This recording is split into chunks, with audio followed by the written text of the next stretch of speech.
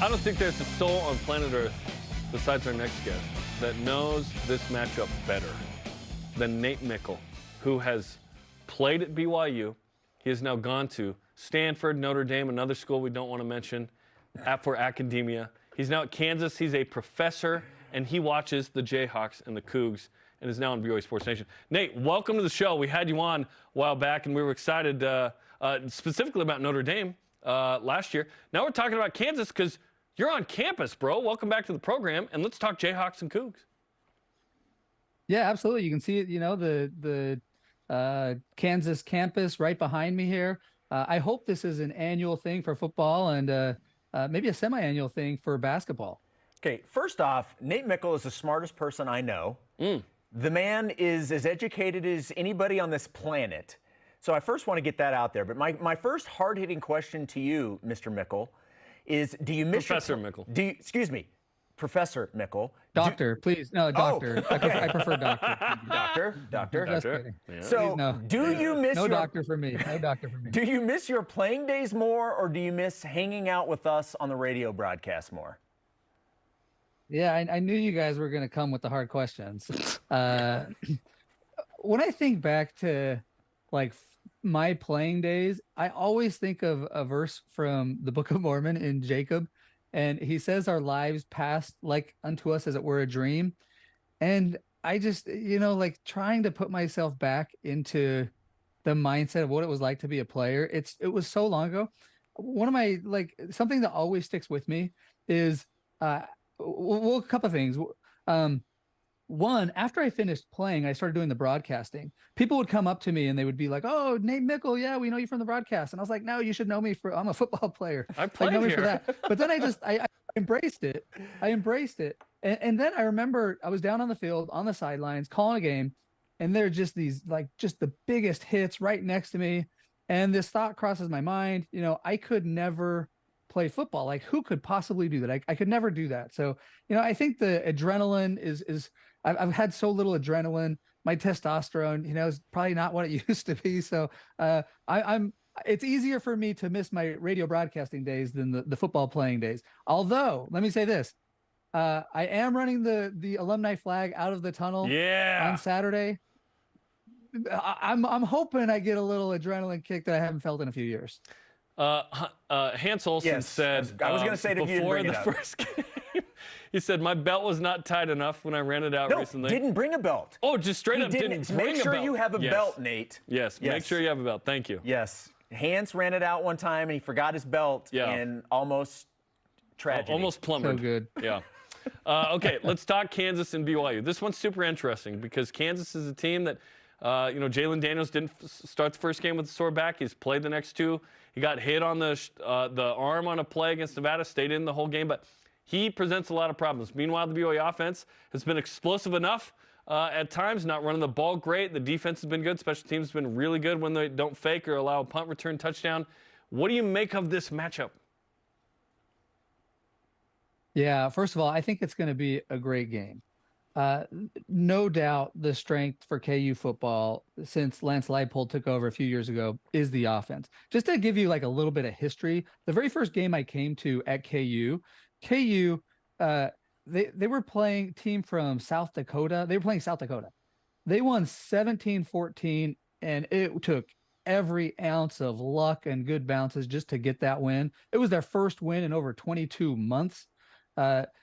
They'd had 8 straight overall losses, 20 straight FBS losses, 56 straight road conference losses until they beat Texas later that year. They were so bad. And now it's about offensive football. Now, their defense can make plays as well. They've got a great cornerback in Kobe Bryant. They've got, you got Jalen Daniels, the preseason Big 12 Player of the Year. And then, of course, Devin Neal. He's the guy you got to really contain, the running back. Local kid, went to Lawrence High, stayed here in Lawrence to play for KU. I'm thinking if BYU can hold KU to less than 30, I think BYU can score more than 30. And for me, that's the key. If just contain Jalen, contain Devin Neal, keep him around 30, and I think BYU can score some points against KU. Nate, I think one of the interesting parts about the KU football program is the renewed excitement and involvement from KU fans? Obviously, we know what they do for basketball, but since Coach Leipold has come in, and obviously the strong start last year, the 5-0 start, the 3-0 start this year, the fact that they have an exciting brand of offense, it's brought people in. I know a lot of BYU fans are going to be there coming up on Saturday. What's a game day like for a KU football game? Yeah, it's funny because I've actually only been to one KU football game, and it was Lance's first season, and KU was down. I think it was 40-0 at halftime, roughly. The stadium was empty. I literally had a front row parking spot. Since then, since Lance has got the team rolling, you got Jalen Daniels, you got Devin Neal. All of a sudden there's excitement. And actually, I remember in that first game, the stadium's empty. Like it's just sadly empty. And I remember having this thought like, oh, I feel bad for these Kansas fans. They just don't know what it's like to have a good team. And then I remember, no, these fans, they know exactly what it's like to have a good team because they pack Allen Fieldhouse every single year. They win national championships. They expect national championships. So it's not that they don't know what it's like. And they're very educated and excited fans. They know so much about sports, but they just haven't had anything to cheer for when Les Miles came here and Charlie Weiss came here and others and just had no success. Now it's just excitement everywhere. It's that same energy that you get from Allen Fieldhouse coming to the football stadium at Booth Memorial, where they just announced a $300 million renovation. Yep. And so right now, they announced the sellout for the game this weekend. The buzz and the energy and excitement that you see in Allen Fieldhouse is making its way over to the football stadium. Got this tweet in from at BYU 1984 fan. Jarom, please tell Nate Meikle I was at the 06 BYU Wyoming game. I believe his opening kickoff return was a touchdown. The Mountain West refs screwed him over by marking him out at the 1-yard line. Do you believe you were in?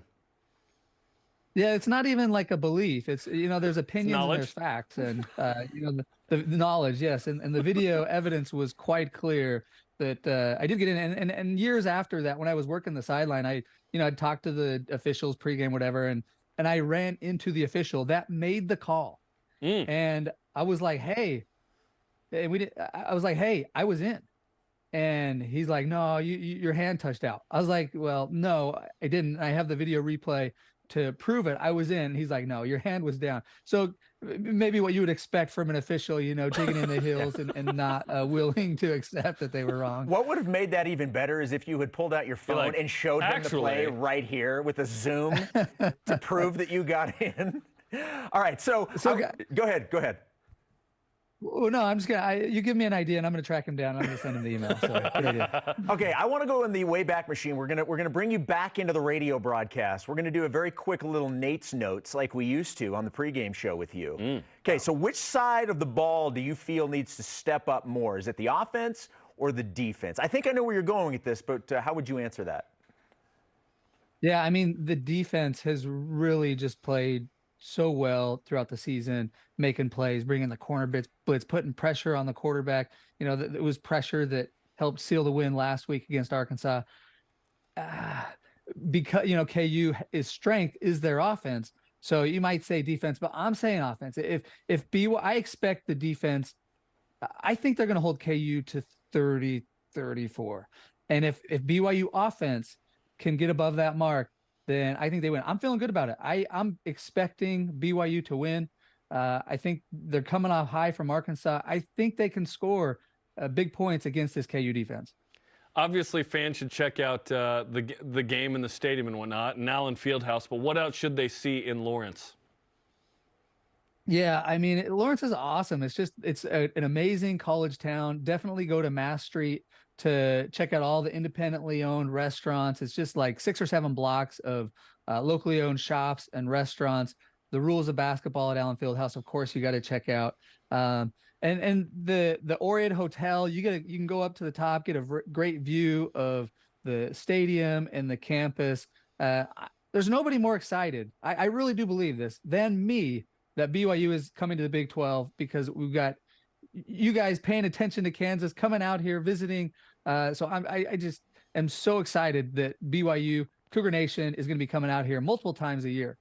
It's going to be awesome, man. And Big 12 Media Days coming up in Kansas City in a couple of weeks. That'll be fun as well for basketball. Nate, we appreciate the time. Have fun at the game and stretch out the hamstring and take a belt. Thanks, Nate. Great. Thanks, guys. We'll see you out here soon.